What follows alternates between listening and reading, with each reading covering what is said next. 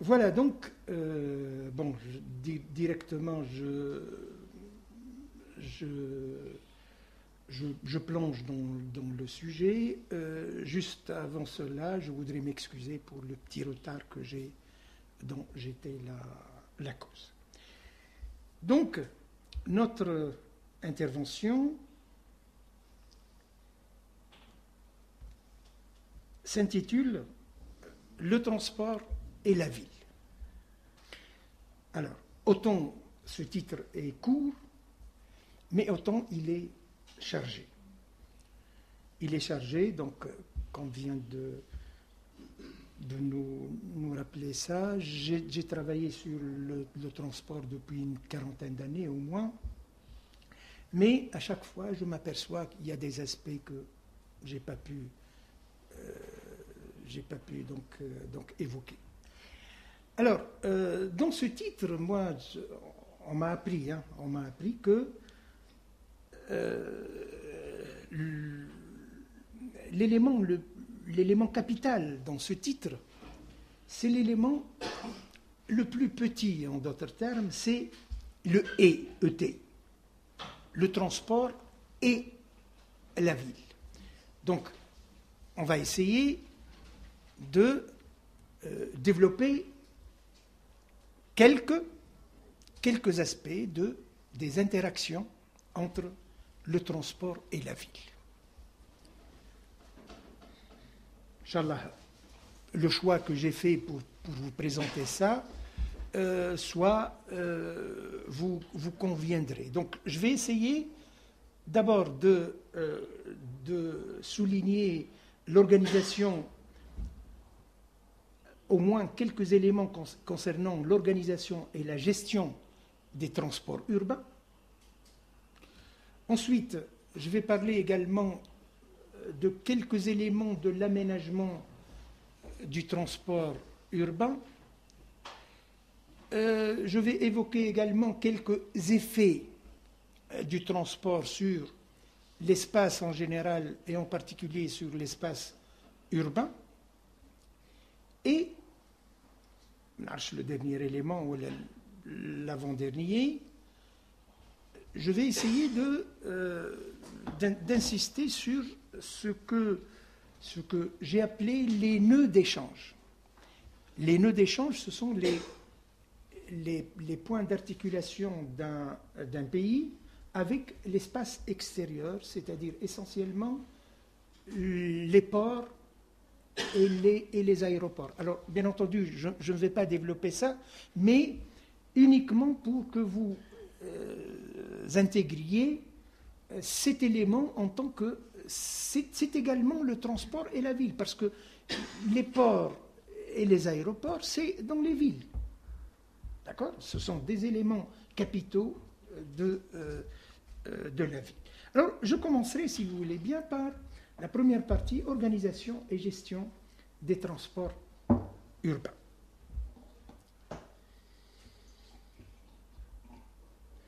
D'abord, organisation des réseaux de transport en système. C'est ce qu'on appelle la chaîne de déplacement. Donc ça, c'est un premier élément, à mon avis, très important. Le transport ne peut être efficace au niveau spatial, efficace, c'est-à-dire assurer le déplacement des individus et des marchandises dans les meilleures des conditions de confort, de sécurité, de temps et également de coût. Donc, pour que le transport soit efficace au niveau spatial, il ne pourrait l'être qu'une fois géré en tant que système. Manzouma. Donc, l'approche systémique, c'est quelque chose de capital au niveau de la méthodologie. À mon avis, et ça je le dis à mes étudiants et doctorants, à toute recherche. Or, ce qui fait la différence entre les pays du Nord et les pays du Sud, c'est l'organisation du transport. organisation du transport en tant qu'ensemble cohérent ou non. C'est aussi simple que ça. Il y a des moyens de transport, il y a des véhicules, hein, dans les pays développés, ou les pays du Nord et les pays du Sud, mais bon, il y a des trains, il y a des tramways, etc., mais il n'y a pas d'articulation entre ces modes. Donc, nous fonctionnons en mode, nous avons le transport chez nous a un fonctionnement modal. Or, eux, le transport fonctionne en tant que système, manzoum. Et puis, les références pour les pays du Nord, l'objectif, c'est l'usager. L'usager. Hein? Faire ce que l'usager demande. J'ouvre une parenthèse parce qu'il y a un élément que je ne vais pas évoquer, que, en général, chez nous, en Tunisie, bon, en Algérie, je pense que c'est à peu près le cas, dans les villes, on fait le plan de transport. Hein? Mais on ne fait pas le plan de déplacement. Dans les pays du Nord, le plan de déplacement est l'élément capital pour programmer toutes les opérations concernant l'aménagement des transports. Donc, ils essayent de voir les attentes de l'usager. En Europe, et puis ils utilisent le transport collectif. Donc, c'est ça. Je pense que c'est un élément capital. Et l'organisation des nœuds de transport, alors, nœud de transport, ça c'est un terme que j'ai inventé. C'est un peu hein? Donc, l'organisation des nœuds de transport, c'est-à-dire les pôles d'échange qui en découlent, constitue le degré de développement des pays en question. Donc on peut faire une typologie de l'ensemble des pays du monde en fonction juste de l'organisation des transports. هذا باش نعرفوا un tout petit peu la place qu'occupe le transport. Alors au Maghreb, une série de dysfonctionnements du transport sont à souligner. Au niveau de la connexion des réseaux, au niveau de l'intégration de la voiture particulière au système de transport, chez nous en Tunisie, mais je pense que chez vous aussi, nous avons presque la même mentalité. Hein? Il y a plutôt une opposition entre le transport collectif et la voiture particulière. Or, dans un système cohérent, un système, manzouma, la voiture particulière constitue un élément dans cet ensemble qui doit s'intégrer de telle manière, faciliter, donner la possibilité à l'utilisateur d'utiliser ou bien sa voiture, ou bien le transport collectif exclusivement, ou bien combiner les deux. Donc, l'intégration de la voiture au système de transport et de l'organisation et la gestion des nœuds de transport. على خاطر تنظم لي مثلا ما نعرفش une ligne de tramway, mais il n'y a pas de gestion des stations, il n'y a pas de gestion d'un nœud qui doit lier, par exemple, un métro et une gare d'autobus, etc. Une gare routière, exactement. Donc, il y a aussi ça. Alors, je commencerai, si vous voulez bien, par le fonctionnement modal du transport. Donc, chez nous, le transport fonctionne essentiellement en tant que mode. Qu'est-ce qu'un mode? Un mode, c'est la combinaison d'une infrastructure et d'un véhicule. Aussi simple que ça. Combiner, par exemple, la combinaison de la route avec la voiture particulière essentiellement, ou avec l'autobus, etc. Articuler aussi le rail, c'est-à-dire le chemin de fer, avec le tramway, ou avec un train de banlieue, ou avec, si vous voulez, le métro. Donc c'est ça le mode. Alors un mode, justement, chez nous, il est caractérisé par le principe d'exclusivité. Le principe d'exclusivité, ça veut dire que, bien entendu, il y a une exclusivité technique. On ne peut pas imaginer une voiture qui est sur le rail. Ou dans les pays du Nord où ça a une canalisation, la ville de Venise. Je ne sais pas si vous connaissez Venise. Venise, ils ont un système de transport collectif spécifique, oui, mais c'est le Vaporetto. Exactement. Le Vaporetto, c'est un bus, si vous voulez, fluvial avec les stations, etc. Donc, المهم لا علاش جبت باسكو c'est un mode معناها ثم une exclusivité technique techniquement مثلا ما ينجمش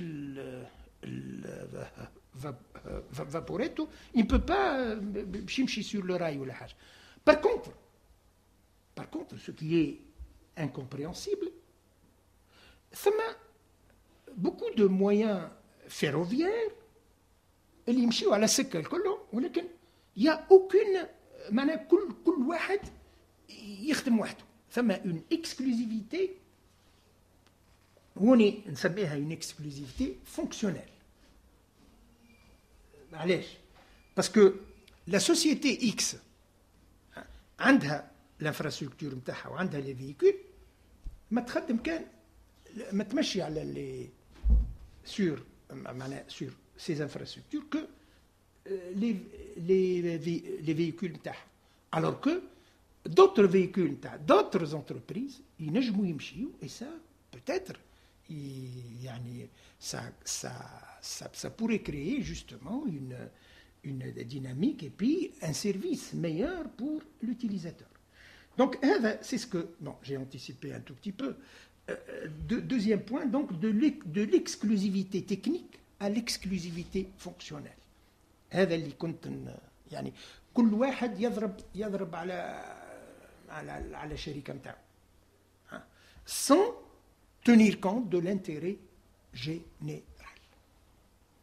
Et surtout de l'intérêt de l'usager. Dans les pays du Nord, on tient compte d'abord de l'intérêt de l'utilisateur. Les plans de déplacement, ils partent de ça, du désir, de la volonté justement des, si vous voulez, de l'usager. Donc, troisième élément, toujours concernant le fonctionnement modal, ça crée justement une situation concurrentielle entre les transporteurs. Alors, bon, la concurrence, elle est bonne, mais il y a une concurrence qui dérange, qui détériore le système. نعطيكم un exemple. بالنسبة لنا à un certain moment, les sociétés, lorsqu'il y a eu la création du transport individuel, le transport privé à Tunis, donc les bus, les entreprises privées, يتعداو على les stations تاع la SNT اللي هي nationale, et puis ياخذوا لها les clients تاعها, les usagers تاعها. Donc il y a en difficulté ou تزيد bien sûr une difficulté acte. C'est ça, une situation donc concurrentielle, pas dans le sens. Donc le résultat, c'est la désorganisation du marché du transport. Et puis également le désir de desservir les tronçons les plus rentables. أي واحد يقول لك أنا ما نمشيش uniquement sur les tronçons qui sont les plus denses. Mais pour aller où la population est un peu dispersée, où la densité est faible, يقول لك non, c'est pas rentable. Or, entre nous, le transport, c'est pas seulement une question de rentabilité. Mission de service public. Oui. Donc, la rentabilité à la Rassiwaini, mais aussi, il y a des gens qui n'ont pas la possibilité. Ils يهربوا من centre-ville parce qu'ils n'ont pas la possibilité d'avoir des terrains. Donc, autant il faudrait les desservir. Et puis, également, concurrence au niveau des stations.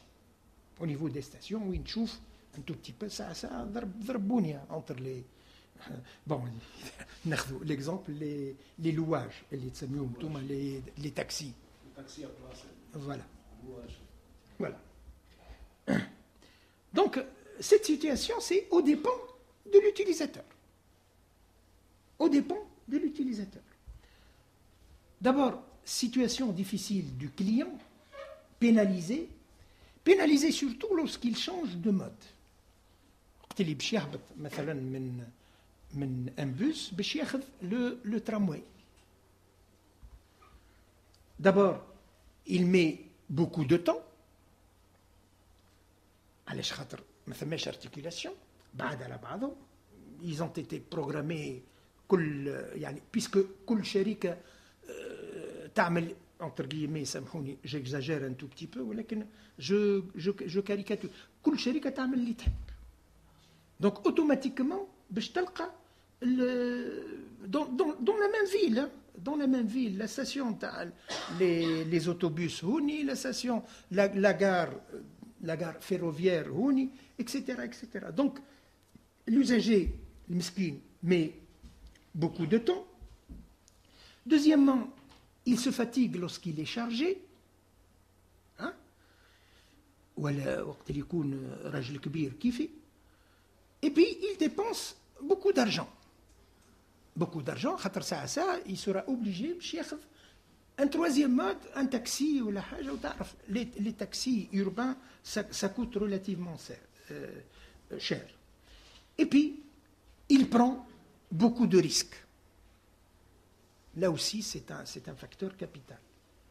Parce que, je ne sais pas si vous savez ou pas, mais dans les pays du Nord, les sociétés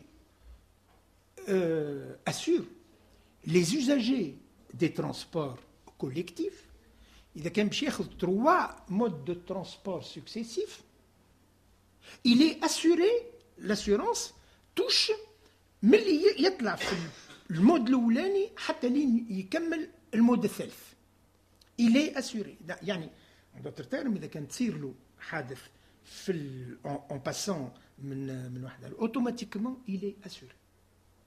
or احنا تعرفوا مليح لو فات باش يتعدى واحد من وسط البلاد vraiment il faudrait être vraiment un champion.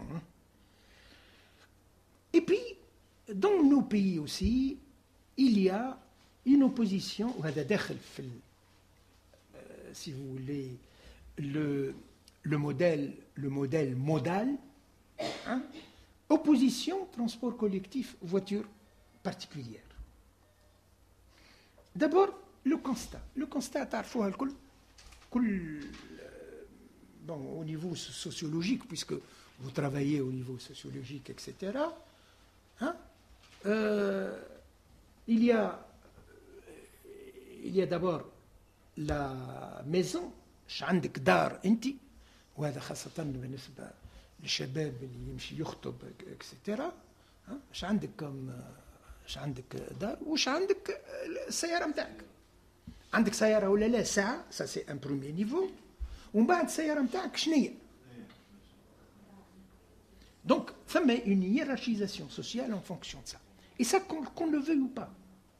Hein? Bon. Je n'ai rien contre le bnat, la had shay, ولكن ça c'est l'idée qui اللي السيدة, الفكرة السيدة. Deuxièmement, donc, mais même حتى du point de vue spatial, la voiture particulière donne à l'utilisateur une liberté أكثر. علاش خاطر on dit c'est un mode de transport qui donne un déplacement porte à porte. بالعربية ترجمتها أنا من الباب إلى الباب. معناها من باب الدار إلى باب الخدمة. D'accord? Donc هذا هو.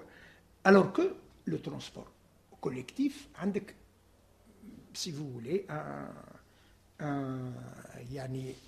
une distance d'abord, une desserte, ça dépend, mais une desserte, on appelle ça une desserte pédestre, على سقيه, ومن بعد توصل عندك un temps d'attente, حتى لين يجي المواد ومن بعد etc. Donc هذاك علاش ثم un constat qui alors que rien ne doit les opposer, au moins au niveau spatial. وباش نشوفوا أن le système tel que prévu dans les pays du Nord et exercé depuis longtemps dans les pays du Nord essaie de donner ce caractère de desserte porte à porte اللي هو qui appartient à la voiture particulière. يحاول باش يعطيها على الأقل يقربها au niveau du transport collectif. Le transport collectif يولي une desserte porte à porte dans une telle proportion. ديما يحاولوا باش يقربوا أكثر ما يمكن. Et puis chez nous aussi en Tunisie, mais au moins en partie, absence d'aménagement qui soutiennent l'intégration voiture particulière au système de transport. مثلا, les parkings de dissuasion. Il n'y a pas de parking de dissuasion. واحنا حتى كان تلقى un parking ساعة تلقى العساسة بالزلات. Et bon, ça, on vous demande des sommes اللي ما يتصورون خاصة في الصيف في الشط etc. Bon, là c'est autre chose. Quatrièmement, mais pourquoi cet engouement de la voiture particulière? علاش les gens ils s'accrochent à la voiture particulière, يبيعوا اللي قدامهم واللي وراهم اللي الميزانية متاعهم محدودة pour acheter une voiture. Plusieurs raisons, mais surtout ce service porte à porte. Bon, حكاية كيما قلت لكم حكاية la liberté. وقت اللي واحد يبدأ يسوق, on sent la liberté. Je peux, ثم مثلا intersection, je me dis en moi-même, نجم نمشي عندي إذا كان عندي قضية منوني ونجم نمشي منها ولا نجم نمشي منها. Et ça, dans le système de transport collectif, vous ne pouvez pas le faire. Ça, c'est capital aussi. Il faudrait voir les aspects.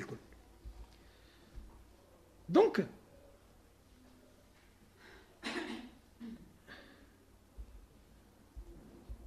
qu'est-ce que j'ai fait là? J'ai l'impression qu'il y a une rjate. Hein? C'est là? Oui.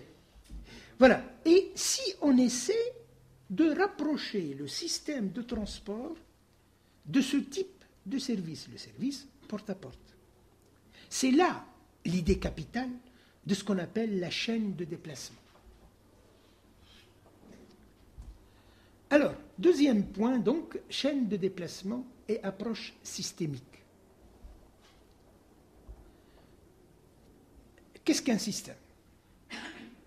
Qu'est-ce qu'un système et dans quelle mesure le système pourrait être appliqué au transport urbain? Et puis également, comment l'appliquer au transport? Donc, qu'est-ce qu'un système et comment appliquer l'approche systémique au transport? D'abord, un système, c'est un ensemble de composants qui peuvent fonctionner comme des systèmes, chacun à part. Oui, ce sont les modes. Dans une ville, on a le système bus, le système tramway, le système taxi, le système dans les pays في مصر ولا حاجة le tuk-tuk ولا etc. dans les pays asiatiques, etc. Il y a beaucoup de moyens. Donc, c'est un ensemble de composants qui peuvent fonctionner comme des systèmes chacun à part. Donc, ce sont les modes. Donc, ce sont les éléments. Alors, au niveau du schéma, c'est le 1, c'est le 2, c'est le 3 et c'est le 4. Ce sont donc les éléments, les composants ou éléments. Mais également, ce qui caractérise un système, c'est beaucoup plus les liens que les composants. Les liens, c'est-à-dire les rapports administratifs, les rapports financiers, les rapports spatiaux, tout ce qui pourrait être comme rapport entre les divers moyens de transport. Sur le schéma, c'est ce que j'ai noté en A, petit B, petit C, petit d, etc. Le B, c'est entre le composant 1 et le composant 2, etc. Un système aussi est caractérisé par une finalité. À quoi ça sert? Un système موجود comme ça, gratuitement.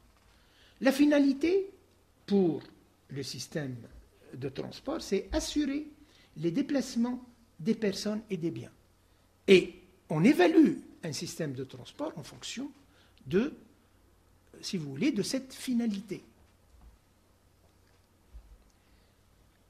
Et puis également, un système est aussi caractérisé par les rapports du système avec son environnement.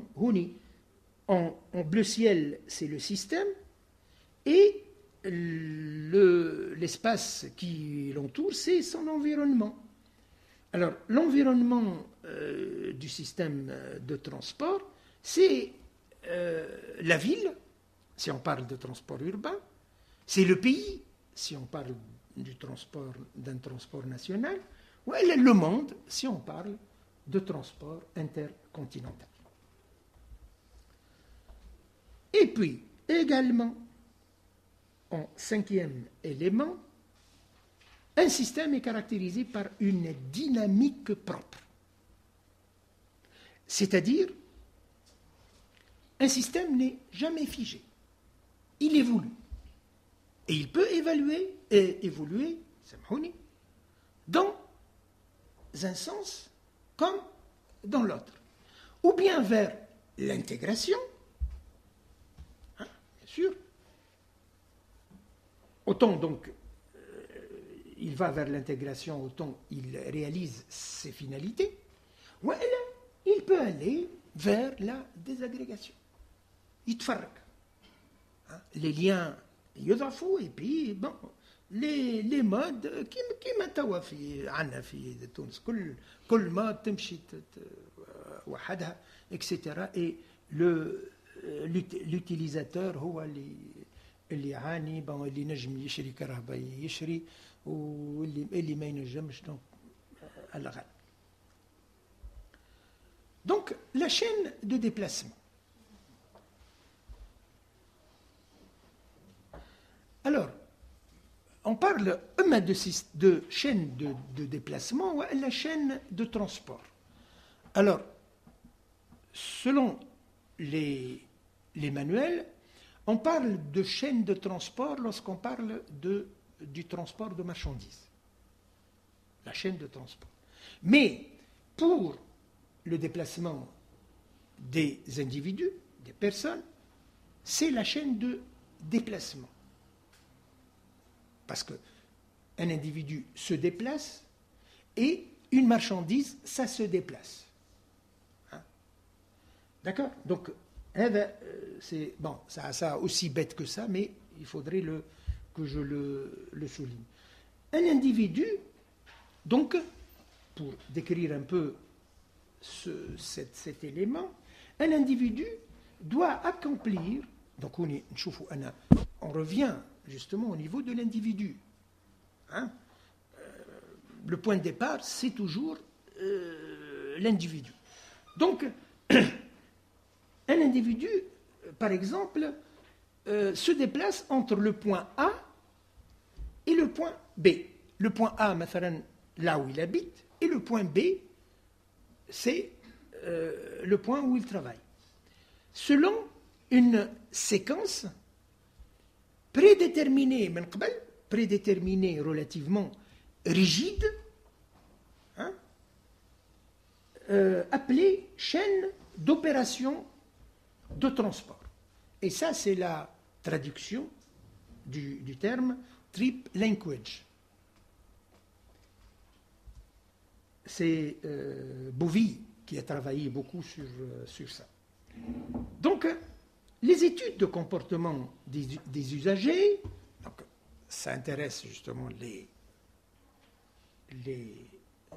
sociologues, les études de comportement des usagers montrent que les opérations intermédiaires ou terminales, c'est-à-dire les attentes et les transbordements, نستنى قبل ما يجي البus والا pour changer من البus le tramway, hein? Donc ce sont les opérations intermédiaires ou terminales jouent un rôle aussi important que les déplacements eux-mêmes. Le déplacement, c'est-à-dire que l'individu bouge dans l'espace. Alors que les attentes et les transbordements, c'est l'individu est relativement fixe. Hein, à l'aqal, il fait un déplacement à pied pour relayer deux modes de transport. Donc, dans la plupart des déplacements, ces opérations prennent souvent plus de temps que le transport lui-même, que le déplacement lui-même, que le mouvement de déplacement, en d'autres termes. Bon, voici donc un schéma. Alors, rapidement, il y a alors le fouq. Je cherche mon.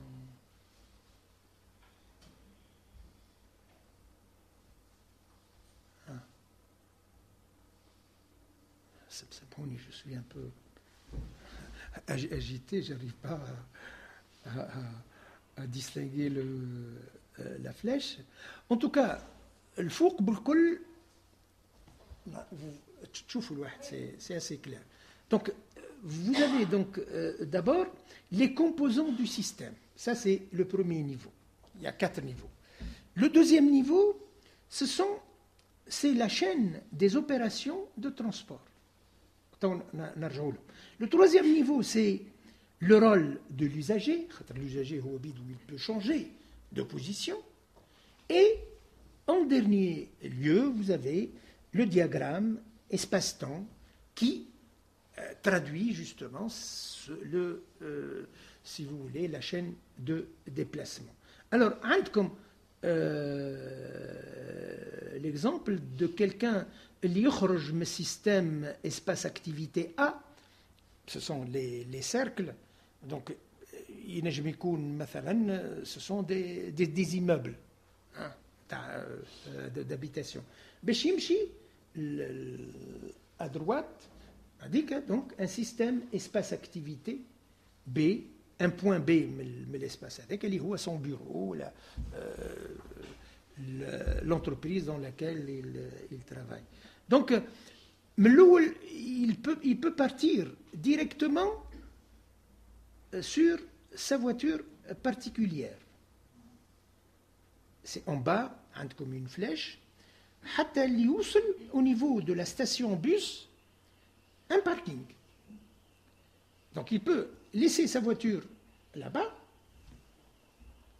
dans le cas où il y a des conditions adéquates pour laisser sa voiture, parce que je dis cela parce qu'à Tunis, on a essayé ce système dans la gare centrale de Tunis, et la première semaine, on a réservé justement un parking qui est utilisé par les voitures particulières pour les usagers qui laissent leur véhicule et qui prennent le train et qui vont par exemple à Sousse en train ou Yarjou pour récupérer leur voiture. Eh bien, la majorité, les voitures sur cale et les roues ont disparu. Bon, c'est aussi risible que ça, mais ça traduit beaucoup de choses. Donc, il peut, l'autre flèche, اللي يخرج من système espace-activité A, en pointillé, c'est un trajet pédestre. يمشي على ساقيه. ينجم يمشي على ساقيه مثلا حتى للمحطة. D'accord? Bon, avec mes... نشوفوا les possibilités الكل. Donc, يطلع في البus, عندكم la première ligne là où il y a bus. Donc, chaque point, c'est une station. يطلع في une station. Station اثنين. في station ثالثة, il va descendre. Il va descendre à l'èche parce qu'il va prendre une ligne de métro. Donc, عنده un trajet à pied, اللي باش يمشيها ما بين la station bus et la station métro. عنده juste une seule station de métro, ومن بعد يهبط في station qui suit ويعمل un trajet pédestre باش يوصل voilà البيرو نتاعو dans le système espace-activité. Voilà. Donc, هوني nous avons décortiqué, nous avons Bovy en réalité, il l'a fait, mais je continue à le faire avec mes étudiants et doctorants. Donc, il décortique les opérations, ma chaîne des opérations de transport. D'abord, le premier point, le parking, c'est l'origine du déplacement. Au بعد, ثم une première interface. L'interface, voiture particulière, bus. D'accord? ومن بعد عندنا interface dédoublée. علاش خاطر ثم يعني un trajet pédestre زوز محطات. Donc chaque interface c'est un nœud. Un nœud, هذوما اللي قلت لكم, ce sont les nœuds qui seraient à aménager. Et puis نوصلوا في الاخر donc interface entre la station métro et la marche à pied. La marche à pied, c'est un autre mode de déplacement. Et puis jusqu'à arriver à destination. Donc, voici la décomposition. Mais aussi, il y a une autre décomposition selon le rôle de l'usager. dans le premier cas, le premier point, l'usager, madame ou dans le système de transport, c'est un riverain. Un riverain. Il subit les méfaits de transport, le hass ou la pollution, etc., etc. Deuxième position, une fois Yatla dans le bus, il est passager. Passager, bus. Passager ou là, ça me aide à usager. Usager du transport collectif. Pour passer من station le bus, le métro, piéton, donc il revient piéton, et puis passager au niveau justement du métro pour revenir en tant que piéton. Et une fois il s'installe sur son bureau, il est riverain. Donc vous voyez que la même personne change de rôle, de fonction. Et puis, bon, on schématise justement ce déplacement. Alors, en général, pour vous indiquer un peu l'axe horizontal, c'est la distance.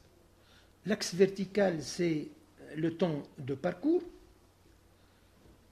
Alors, tous les segments obliques traduisent un déplacement. Un déplacement dans l'espace. Tous les segments verticaux, c'est une fixité au niveau spatial. C'est-à-dire, il n'y a pas de mouvement. On est sur le même point pour un certain temps. Et من جهة أخرى قلت لكم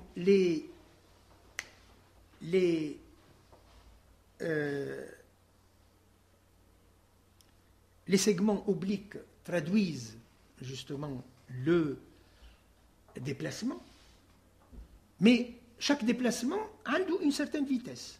Alors, la vitesse, elle est exprimée ici par la pente. La pente, et plus la pente est faible, plus la vitesse est grande. Vous voyez, مثلا, pour les trajets, مثلا, le déplacement en bus et le déplacement en métro, la pente, les déplacements en métro est plus légère, plus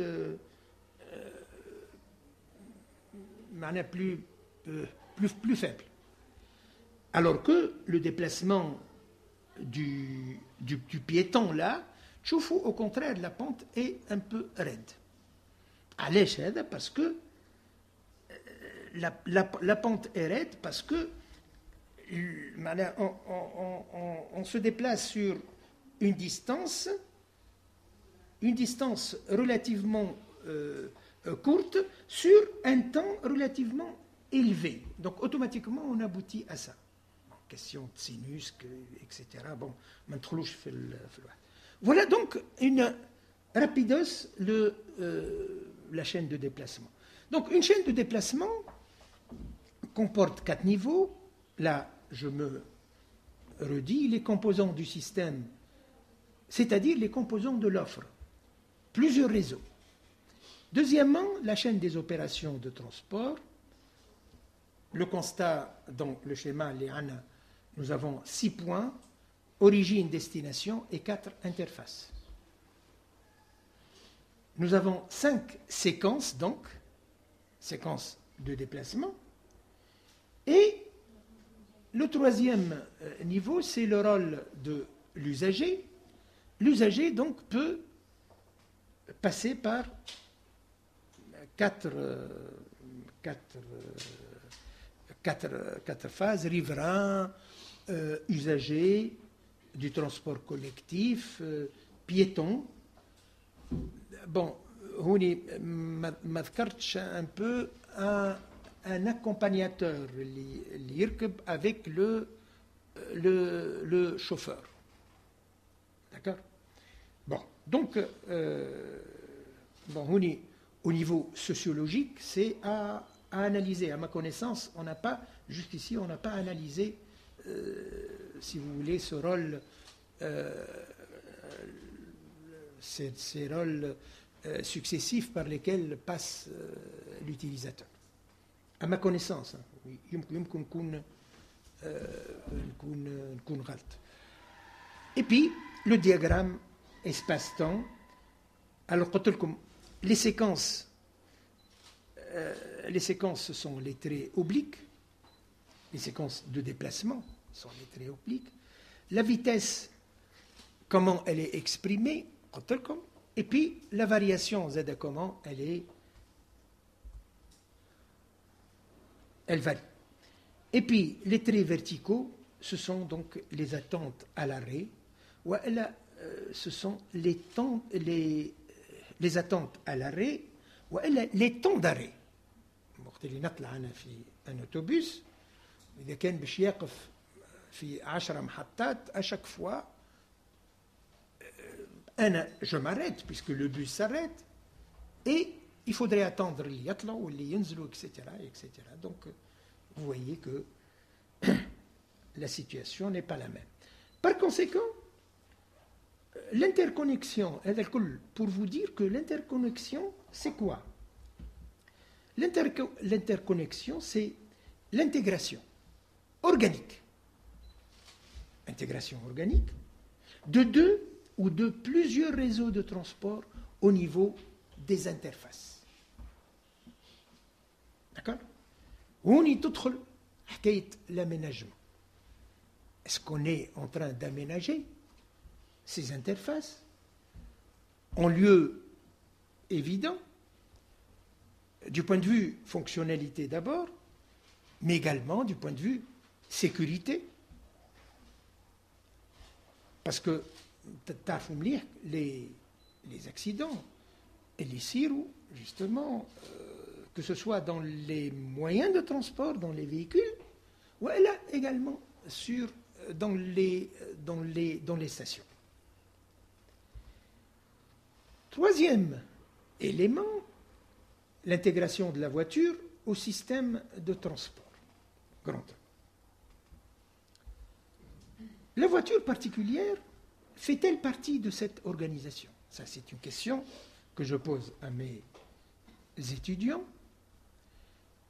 La voiture particulière est un phénomène économique et social.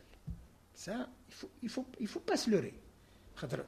Chez nous, non, la voiture, c'est pas tellement vrai et c'est pas tellement objectif et c'est pas tellement cohérent. Dans les pays du Nord où le taux de motorisation est très élevé, la mobilité est équivalente à la liberté. Mais le transport collectif est utilisé en combinaison avec la voiture particulière. Ça, c'est d'une manière générale. Chez nous, il y a un besoin au Maghreb. Chez nous, il y a un besoin plus intense de développer un transport articulé ou transport combiné pour deux raisons. D'abord, le taux de motorisation est encore faible par rapport aux pays du Nord. Deuxièmement, l'existence de ce qu'on appelle les tranches captives, c'est-à-dire les tranches qui n'ont pas de voiture, qui ne peuvent pas avoir de voiture, ou bien pour des raisons économiques, les chômeurs, ou bien pour des raisons, si vous voulez, physiques. Un handicapé ne peut pas, justement, avoir une moto. Bon, bien sûr, il y a aussi que c'est exceptionnel, mais il y a toujours ça. Par conséquent, la voiture particulière constitue, et ça, c'est ce que je pense, un maillon fondamental de cette chaîne grâce à l'aménagement des parkings. Donc l'aménagement des parkings, c'est quelque chose capitale. Et on a emplacement des parkings de dissuasion. Donc nous avons justement les moyens de transport collectif qui permettent justement de, si vous voulez, d'utiliser sa voiture et puis de la laisser quelque part en sécurité et puis se rabattre sur les moyens de transport collectif qui sont habilités à ça. Allez-je habilité à ça parce qu'on appelle ça des transports de masse. Transport de masse, d'abord, le véhicule est relativement kbir. Et puis également, on peut toujours multiplier les fréquences. Les fréquences, ça, au lieu d'avoir qui معنا في تونس مثلا ما نعرفش 2 passages par heure بتاع un bus, hein, ولا maximum 3 ولا 4 ما نعرفش une trentaine de bus qui passent. Donc هذا pour aller rapidement, si vous permettez, بعد إذا كان ثم حوايج qui ne sont pas clairs, on peut voir justement ça. Deuxième partie,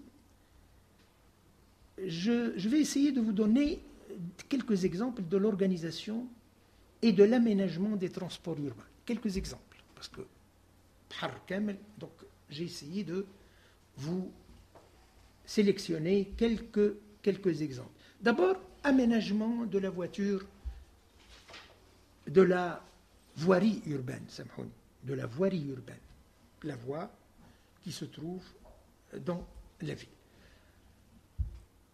Dans l'aménagement de la voirie urbaine, autant la planification de la voie est technique, c'est l'affaire de techniciens, purement et simplement c'est l'application de barèmes. Autant celle des intersections et des carrefours est compliquée et s'intègre dans l'ensemble de la dynamique circulatoire.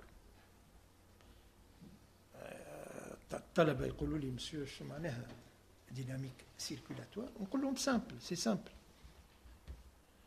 Vous allez aménager le transport en un point A, il faudrait voir les flux اللي عندك منين جايين من هوني. Donc automatiquement عندك point هوني وبوان هوني وبوان هوني وبوان هوني هذوكم الكل à insérer dans votre donc قداش اللي جايينك وانا هو الوقت اللي يجيو فيه etc. Donc c'est ça la dynamique circulatoire. Un nœud de communication est avant tout un point de concentration des flux. On a une intersection هكا, le point d'intersection c'est un nœud de premier niveau. C'est un point de concentration des flux. C'est-à-dire, on a des flux. Il y a un seul axe, les flux sur l'ensemble de l'axe. Mais dès qu'il y a une intersection, ça signifie qu'il peut y avoir arrivée des véhicules menouni ou menouni. Donc, le point, c'est un point de concentration des flux. Dans le cas du carrefour routier, ce sont les flux automobiles qui convergent vers le même point. L'accès au carrefour préfigure un certain nombre d'enjeux de sécurité, d'accessibilité et de surprofit. Parce que l'intersection, c'est le point recherché par les commerçants. Pourquoi? Parce que la clientèle arrive justement ou passe par ce point. Donc, il va trouver plus de clientèle. Donc, la position est beaucoup plus rentable.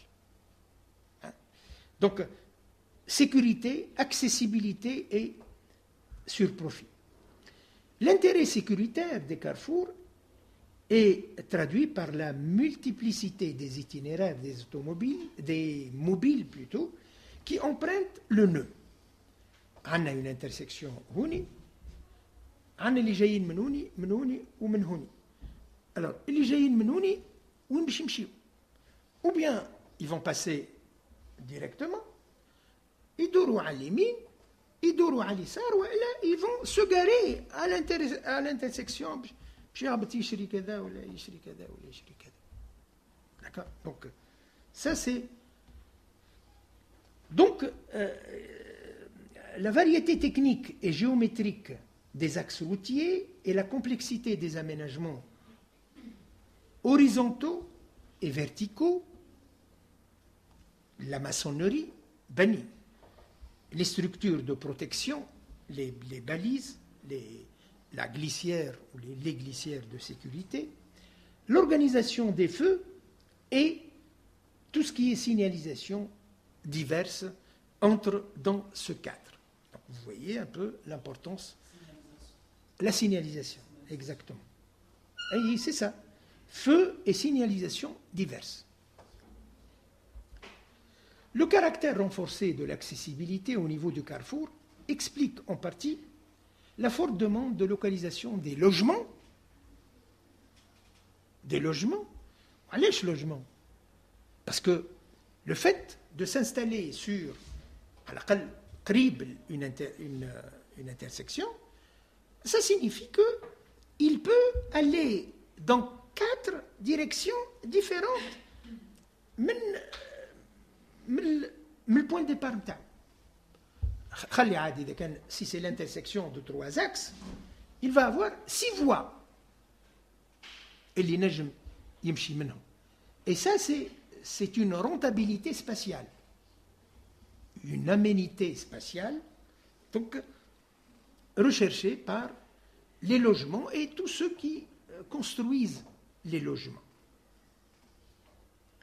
Bien sûr, dans un cadre où c'est le privé qui domine. Hein? Parce que chez vous, مثلا, là où l'État qui construit, on ne tient pas tellement compte de ces contraintes. Donc la forte demande de localisation des logements et des établissements commerciaux et de services à proximité. Donc tout ce qui est service à proximité essaye de s'installer au niveau d'une intersection, ou à l'aqal à un point très très proche de l'intersection. Or, l'espace constructible au niveau du nœud, au niveau de l'intersection, du carrefour, étant beaucoup plus réduit que celui de son entourage, l'offre de terrain limitée détermine généralement une architecture verticale accentuée des bâtiments. Au niveau des intersections, au niveau des intersections, en général,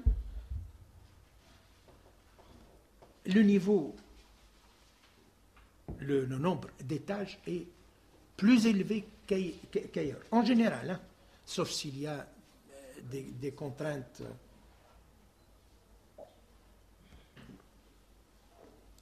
Donc, tout est question de disponibilité du terrain et l'offre et la demande qui déterminent le prix. Et lorsqu'on a un petit terrain caractérisé par un prix très très élevé, la seule alternative, c'est de construire en hauteur.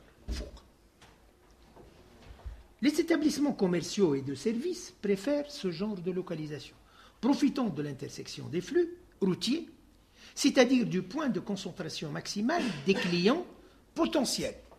C'est pas sûr que les clients mais en tout cas ce sont des clients potentiels. Ou chez Amlo à ce moment-là, on y تدخل le rôle de la vitrine pour attirer le plus حتى من بعيد بالكهرباء يمشي تيان والله شفتك النهاريك كذا وكذا دونك اوتوماتيكمون يساريت وقتها ثم l'opportunité d'acheter ou la probabilité également. Donc, c'est-à-dire le point de concentration maximale des clients potentiels, piétons ou passagers automobiles et automobilistes ou usagers du transport collectif. Les stations le Kbar Zada du transport collectif sont très proches des intersections routières. Les intervenants au niveau des carrefours routiers sont nombreux et les opérations d'aménagement sont multiples. Nous proposons ici 3 types d'aménagements qui attirent l'attention par la généralisation de leur impact sur l'espace tunisien, mais 100% vous allez voir que c'est... bon, je ne connais pas à ce niveau-là, je ne sais pas exactement la situation à Ouaharan spécialement. D'abord, bon, aménagement des échangeurs. Les échangeurs donc, constituent un élément capital et Tunis a été, bon, par rapport au budget de la municipalité, etc., si vous voulez, la municipalité a beaucoup, et le ministère de l'équipement, a beaucoup fait pour ça.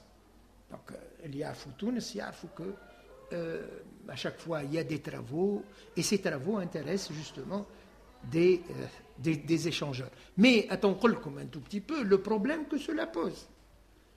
Parce que, les responsables, à chaque fois,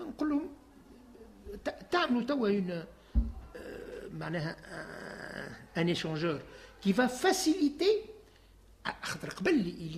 lorsqu'il y a une intersection, un feu qui retient, hein, mais une fois تعمل قنطرة ولا ما كانش تعمل un aménagement, etc., là, automatiquement, ça va avoir, hey, mais donc à ce moment-là, il va y avoir un grand nombre qui vont prendre l'axe, où à un moment ou à un autre, il va y avoir un goulot d'étranglement. Allez, pourquoi ça? Parce que on n'a pas aménagé ces échangeurs avec les axes. On aménage un échangeur, on s'aperçoit que justement l'axe, le point heavy ou le point l'autre n'est plus cohérent. وقتها يوليو يبنيو باش يوسعوا يعملوا axe, etc. فهمنا عليه. Normalement, il faudrait aménager tout ça d'un coup. Donc bon, aménagement des échangeurs. Bon, dites l'exemple de la route nationale 8, route nationale 9, voie et la voie X. Moi, je ne dans les détails. Juste, un échangeur, c'est un dispositif de raccordement de plusieurs voies routières, route ou la autoroute, ne comportant aucun croisement de niveau. D'accord? Un croisement se fait par dénivellement. هذا يتعدى هوني والاخر يتعدى الفوق. Donc ما يمسوش بعضهم. De ce fait, la réalisation des échangeurs est une composante principale de l'aménagement de la voirie dans la mesure où ils permettent de déniveler et d'organiser l'intersection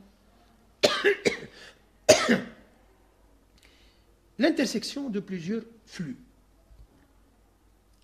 Bon, Atitouné, donc selon le vocabulaire, là aussi c'est pas moi, selon le vocabulaire géographique des transports, le ministère des Transports du Québec, un échangeur est un ensemble de liaisons qui, au bord d'un carrefour à niveau différent, permettent le passage d'une route à l'autre. C'est aussi simple que ça. Ah, le schéma, bon, Tarfou, Tunis, non, là, J'ai pensé que l'appareil est là. Donc, bon, Inch'Allah, la flèche.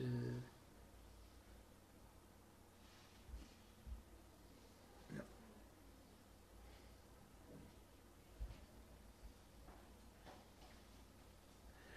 Bon, donc, هوني الفوق là, عندكم le centre-ville de Tunis, entre les deux lacs, la lac de Tunis et la Sabkhat Sijoumi, à gauche. Deux étendues d'eau. Et la ville est étranglée au milieu. D'ailleurs, la Médina de Tunis se trouve sur une colline au niveau de l'étanglement Hadaya. Ça a été construite à une époque où on devait regarder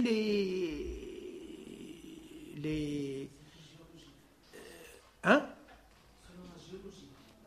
Et selon la topographie, on épouse, on s'installe dans un milieu le plus élevé pour découvrir les assaillants avant qu'ils n'arrivent. Hein? Un site, exactement, un site défensif. Donc voilà, voilà la structure. Je n'ai comme un tout petit peu l'importance. La liaison nord-sud, ça c'est l'axe qui fait qui relie Tunis aux villes qui se situent au nord de la Tunisie, c'est-à-dire Bizerte, Matr, etc. Mais aussi ceux qui viennent du sud, de Sousse, ou Bchitadda ou le Benzart, etc., ils passent également par là. De l'intérieur de Béja, ils viennent beaucoup plus par l'ouest. Mais Kemchimchi ou le Benzart, donc automatiquement, ils peuvent passer Mangadi Ghadi. Par contre, la GP9, la GP9,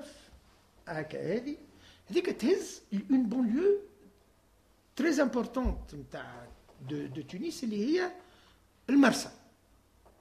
La Marsa. Donc, là, c'est une voie rapide. Vraiment, bon, avec l'installation de plusieurs équipements, etc., les centres commerciaux, etc., entre guillemets, c'est une banlieue très fréquentée. Donc, les flux automobiles, d'autant plus qu'il n'y a pas de liaison, ni de tramway, ni de... les relations par bus, ce sont des relations un peu extrêmement timides. Donc voilà, bon, هذه حاجة. الحاجة الثانية, vous voyez bien que la structuration, vous voyez que كلهم des courbes. Les courbes, اللي باش يجي من une direction, باش يمشي لأي direction أخرى, quel que soit l'itinéraire, mais il message les autres. Il n'y a pas de conflit entre les directions. Donc, bon, et puis, donc pour gagner l'espace, tout en multipliant les itinéraires, on a besoin justement de cette structure plus ou moins circulaire, sur la surface la plus réduite justement, une origine et une destination. Voilà, donc en gros, sans entrer dans les détails. Bon, j'ai développé ça, mais ils peuvent très bien prendre le texte et vous distribuer ça. Donc, il s'agit d'un diffuseur. Et un diffuseur, donc c'est un diffuseur à 4 directions, drainant un trafic estimé à cette époque, à peu près أكثر من 15 ans, estimé لا أكثر en 1990 à 60 000 véhicules jour. Ça s'est multiplié, je pense, par 12. Bon. Et permettant tous les échanges de circulation pour le trafic écoulé de la route nationale, c'est pas un S, c'est une petite erreur, de la route nationale 8, la liaison donc nord-sud, à la route nationale 9, اللي هي la voie اللي تهز للمرسى et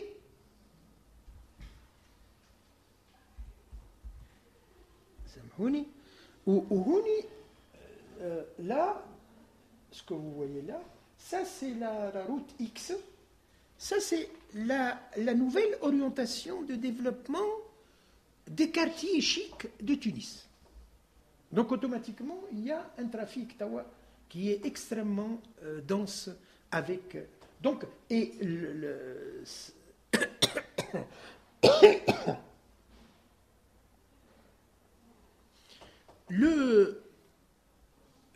l'échangeur a prévu justement cette orientation où je pense qu'il a participé amplement à, si vous voulez, au développement de ce secteur qui se trouve un peu à l'ouest et qui était sous-équipé. Alors, je donne la définition d'un diffuseur. Un diffuseur, c'est un échangeur dans lequel on oriente la circulation dans un mouvement divergent, moyennant parfois le ralentissement des flux. Et le ralentissement et le résultat, c'est ça ce qui a donné cette schématisation en boucle. Les boucles, le véhicule, automatiquement, il ralentit. D'accord ? Pour gagner l'espace d'abord, mais également pour pousser les automobilistes à diminuer la vitesse. Le schéma d'aménagement adopté par cet échangeur a été fixé en prenant en compte deux contraintes. Bon, je vais passer rapidement. Les contraintes, ça c'est au niveau de l'aménagement. Je t'avoue un tout petit peu que c'est pas facile d'aménager. Bon. Par contre, ça me permet de voir les aménagements d'un carrefour avec feu de signalisation. Il n'y a pas plus simple que ça. Ce n'est pas aussi évident. Alors, ce type d'aménagement concerne essentiellement le milieu urbain et les villes tunisiennes, les grandes et les moyennes, en sont équipées. Donc, néanmoins, leur utilisation révèle des insuffisances par rapport aux expériences diverses des villes du monde occidental, les pays du Nord, suite à des observations en France, en Italie, en Allemagne, en Suisse, en Belgique, en Hollande, en Amérique du Nord, USA et Canada. Le problème du feu de signalisation au niveau des intersections des villes pose le grand problème du conflit des mouvements, ce qui perturbe encore plus les séquences alternatives de passage. Cet état de fait, à notre avis, est lié à la position des feux et au blocage du carré d'intersection. Il y a deux aspects.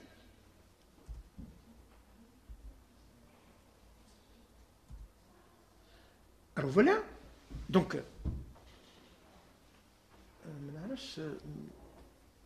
j'ai l'impression que c'est pas très très clair là, le schéma. Si on peut نغمقوا شوية الواحد. Bon, je vais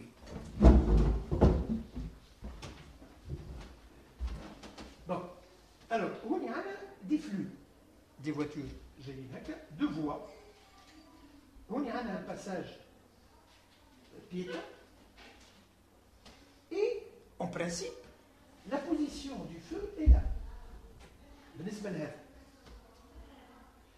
بالنسبة لهذا على نفس الشيء deux voies la position du feu est là cette position pose un grand problème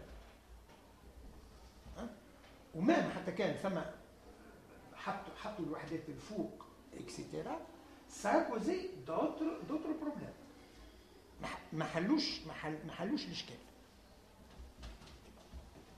دونك اي ما نعرفش si c'est possible كيفاش لا عندي ظاهره اكثر كمان bon c'est pas grave مش مشكل donc d'abord la position du feu de signalisation قلتها لكم alors la solution adoptée شنو هي la solution adoptée dans alors ils ont changé de position c'est-à-dire pour les véhicules qui viennent dans ce sens au lieu d'avoir la position Rouni elle sera là attendez que je ne dise pas de bêtises c'est ça elle sera là allez parce que la position qui est là qu'est-ce qu'elle fait elle fait que les véhicules ou les lignes أغلب الوقت ils ne voient pas le feu c'est pas en face معناها عجنب donc automatiquement et وإذا كان les voitures qui sont au début ne voient pas le feu vert automatiquement il va y avoir un blocage bon et il y a ceux qui sont derrière et klaxonnent voilà tout à fait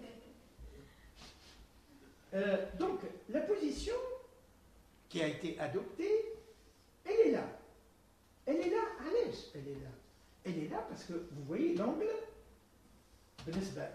ceux qui arrivent dans ce sens-là tout le monde ceux qui sont en premier rang automatiquement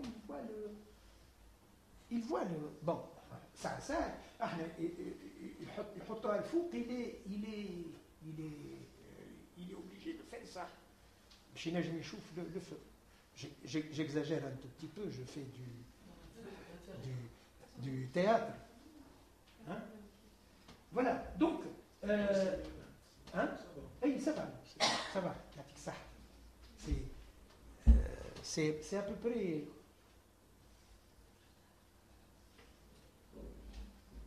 donc et puis le feu au lieu qu'il soit là on propose qu'il soit là les mouvements d'accord bon donc ça permet de démarrer ça permet aux voitures qui se situent en tête de file de partir à l'heure وما ثماش التزمير ولا يقولوا يزمر هكا يقولوا بشويه فهمتي et là aussi un aspect sociologique capital تنجموا تشوفوا bon cette position de feu peut rendre la circulation plus fluide mais ثم حاجه اخرى زاده ça facilite regardez bien حسب القانون وقت اللي lorsque j'ai un feu rouge rouni je ne peux pas dépasser cette ligne ما هكا ولا لا حسب القانون وقت اللي توا عندي انا مثلا باش ندور ادوات داكور مش نكمل طول باش ندور ادوات وعندي لو فو هوني je peux le faire alors bien sûr à condition que les véhicules اللي يجيو في l'autre sens ont la priorité laissez passer les véhicules اللي يجيو هكا إذا كان un créneau vous pouvez tourner à droite et ça facilite donc ça met une catégorie donc au niveau de l'intersection ça facilite en partie نفس الشيء ceux qui viennent منهم les F2 les flux 2 lorsqu'ils sont là إذا كان يحبوا مثلا باش يدوروا على اليمين علاش يقعدوا يستناو حتى donc ils peuvent le faire à condition bien sûr de privilégier هنا حتى كان الضوء الأحمر مقابلني نجم ندور mais en privilégiant جماعة اللي يجيو dans l'autre sens خاطر هما عندهم la priorité absolue donc là c'est une priorité relative oui bon, je vais donc uniquement comme le problème du carré du blocage du carré d'intersection le carré d'intersection d'accord alors qu'est-ce qui se passe les véhicules s'immobilisent اللي يجيو يشعل الضوء أخضر les véhicules qui يجيو dans l'autre sens يبقاو l'espace هذايا bloqué وبرعي bon alors bien sûr ça a été la solution qui a été adoptée هو أنا sur le sol un marquage de ce carré et حسب القانون il est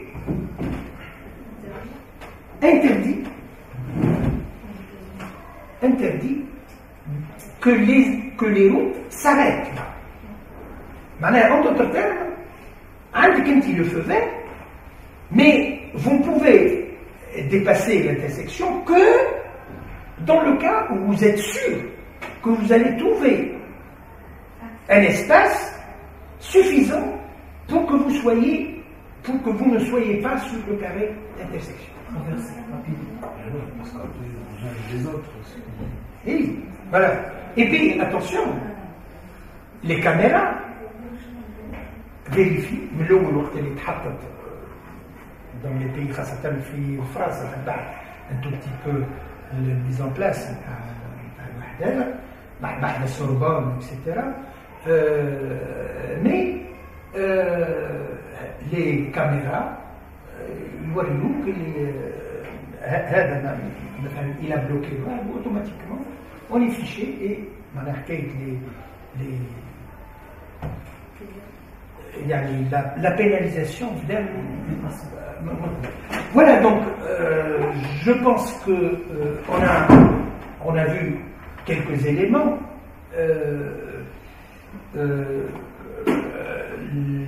la communication elle est là s'il le faut les collègues ils utilisent le texte voilà je peux le faire et puis voilà donc j'espère bien que ça vous a permis de voir quelques éléments relatifs d'une autre manière à la carte et voilà donc je serai merci de votre patience et puis s'il y a des questions voilà, des remarques etc. Je pense que on peut merci beaucoup.